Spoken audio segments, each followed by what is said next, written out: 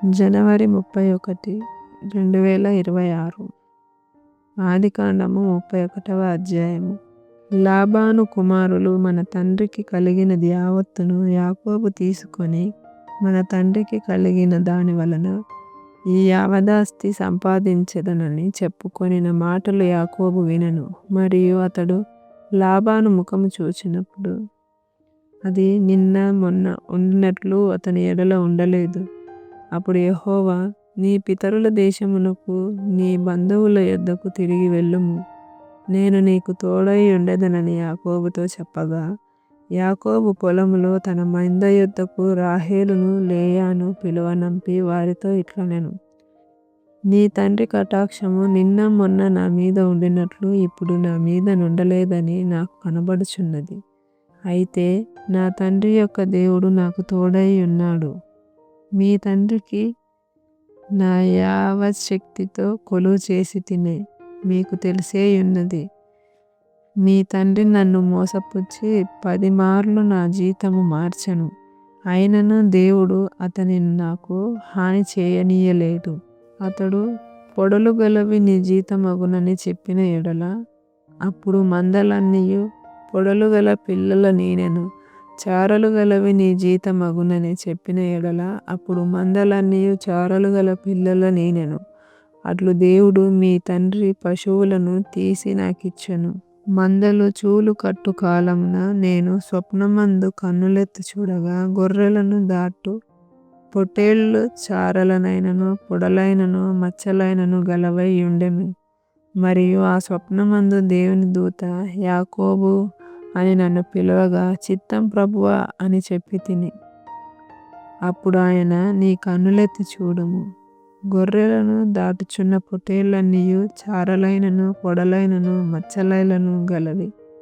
ఏలైనగా లాబాను నీకు చేయుచున్నది యావత్తును చూచి తిని.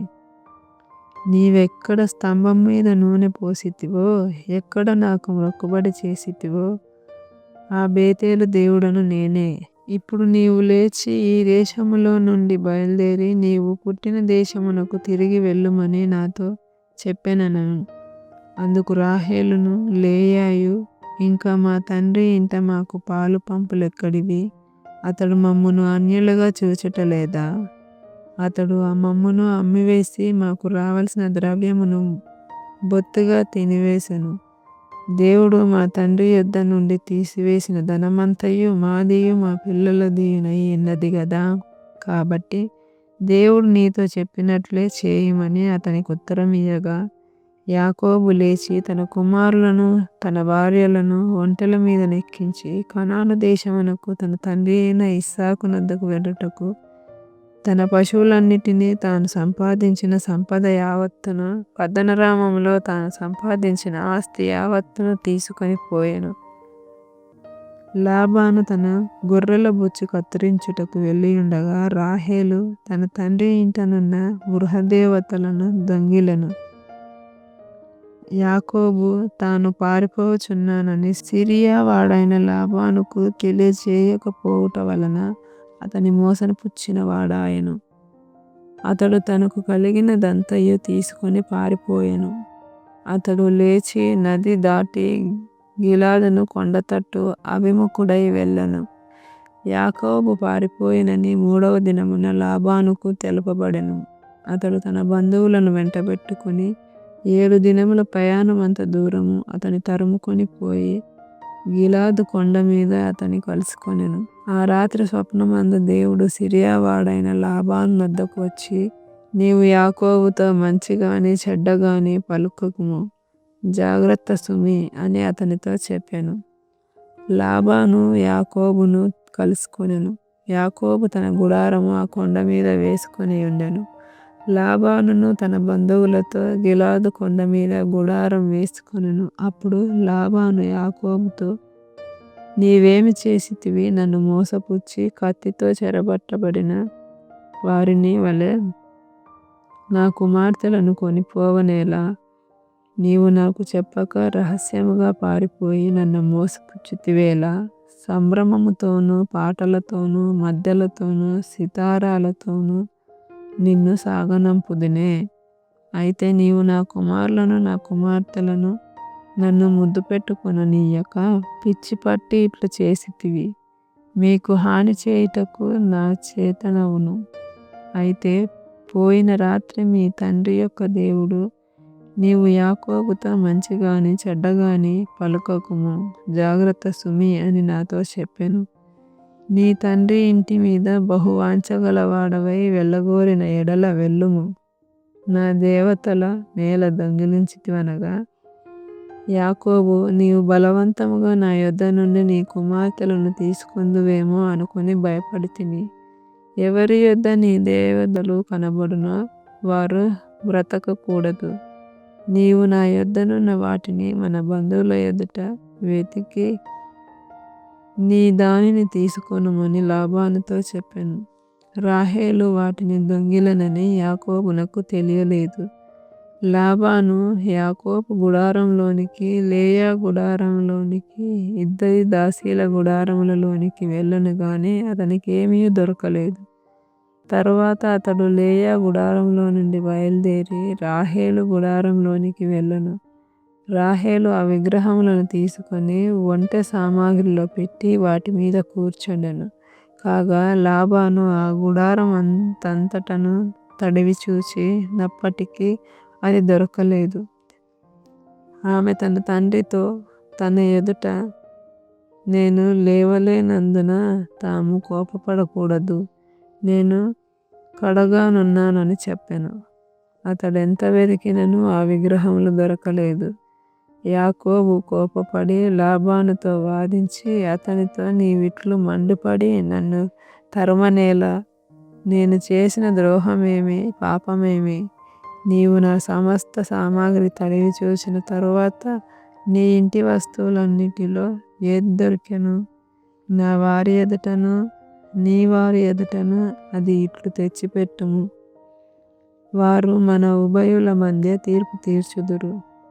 ఈ 20 ఏళ్ళు నేను నీ యొద్ద నుంటిని. నీ గొర్రెలనైనను మేకలనైనను ఈచుకొని పోలేదు. నీ మంద పొటేళ్లను నేను తినలేదు. దుష్ట మృగముల చేత చీల్చబడిన దానిని నీ యొద్దకు తేక ఆ నష్టము నేనే పెట్టుకొంటిని. పగటియందు దొంగిలింపబడిన దానినేమి, రాత్రియందు దొంగిలింపబడిన దానినేమి నా యొద్ద పుచ్చుకొంటిని. నేను ఇలాగుంటిని. పగటి ఎండకును రాత్రి మంచుకును నేను క్షీణించిపోతిని. నిద్ర నా కన్నులకు దూరమాయెను.